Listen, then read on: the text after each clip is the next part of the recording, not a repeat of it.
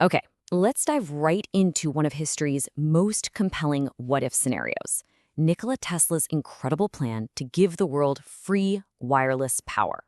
So why did this amazing dream and the revolutionary tower he built for it just kind of vanish into thin air? So take a look at this. This is Wardenclyffe Tower. Back in the early 1900s, this thing stood tall on Long Island. It was more than just a structure. It was the physical embodiment of a massive dream. A dream that was either, 100 years ahead of its time, or, and this is where it gets interesting, a dream that was deliberately stopped in its tracks. And that quote you see right there, it really shows you where his head was at. When Tesla said wireless, he wasn't just talking about sending a few messages. Oh no, he was thinking so much bigger. He was envisioning a completely new way for all of us to interact with energy and information, essentially turning the entire planet into a giant living network. So what exactly was this grand vision? Well, it wasn't just one thing. It was actually two huge, world-changing ideas all rolled into one incredible project. On one hand, you had a global communications system. I mean, think about it, broadcasting music, news, even images all around the world. It was basically the internet, without wires, decades before anyone else was even dreaming of it. But then there was the other part, the one that gets all the attention. His even bigger, more world-changing ambition, wireless power. The idea was to capture the Earth's own natural energy and just beam it out for free for everyone. I mean, a project like this should have changed everything, right? But it was never finished. That incredible tower was torn down for scrap metal in 1917, and its destruction left behind a whole century of questions and, you guessed it, conspiracy theories. And this brings us right to the heart of the mystery, the idea of the suppressed blueprint. This is the story you often hear, a tale of corporate greed crushing a beautiful utopian vision for humanity. And if you're looking for the main villain in this version of the story, it's not actually another inventor. It's the guy with the money, the extremely powerful banker J.P. Morgan. So the theory goes something like this. Morgan, being a very shrewd businessman, quickly realized that free energy for everyone meant zero profits for him.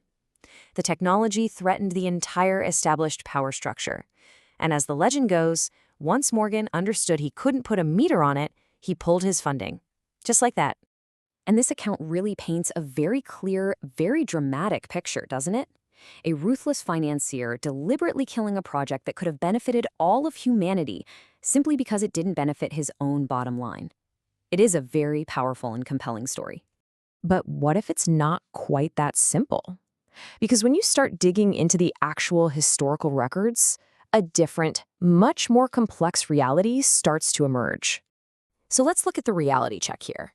This is the counter-narrative, the one that suggests Wardenclyffe's failure had less to do with the grand conspiracy and a lot more to do with, well, economics, contracts, and maybe even Tesla's own actions. This right here illustrates the key difference. The conspiracy claim is that Morgan withdrew his backing, right? Pulled the plug. But the contractual reality is a bit more nuanced. He actually refused to provide additional funding. See the difference? He had already paid what he agreed to in the contract. He didn't break a promise, he just said no when Tesla came back asking for a second check. And that initial investment, let's be clear, was substantial. Morgan gave Tesla $150,000. In today's money, that's over $5 million. And fun fact, that was actually $50,000 more than what Tesla had first asked him for. So this leads us to another really critical and often overlooked point. We have to talk about Tesla's own role in the project's financial troubles.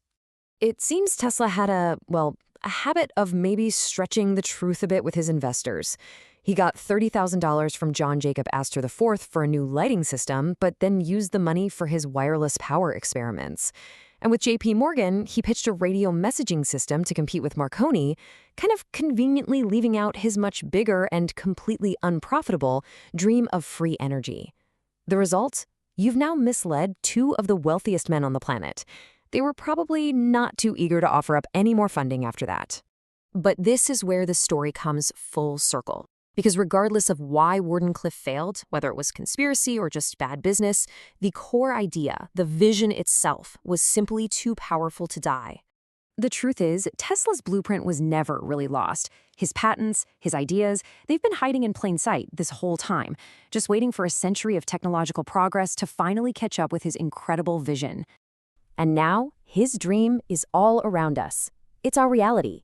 That wireless charger on your nightstand? That's Tesla. Those electric vehicle charging pads? Same idea. We're now exploring wireless energy transfer for solar panels and even using microwaves to beam power to remote places. The principles he championed over 100 years ago are literally everywhere.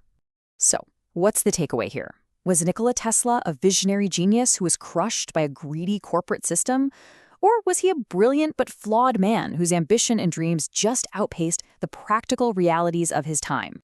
You know, maybe the real story is that the answer is both. He was a genius who couldn't handle a balance sheet, and a dreamer whose vision was so powerful, so far ahead of its time, that even now, a full century later, we are all still racing to build the future that he imagined.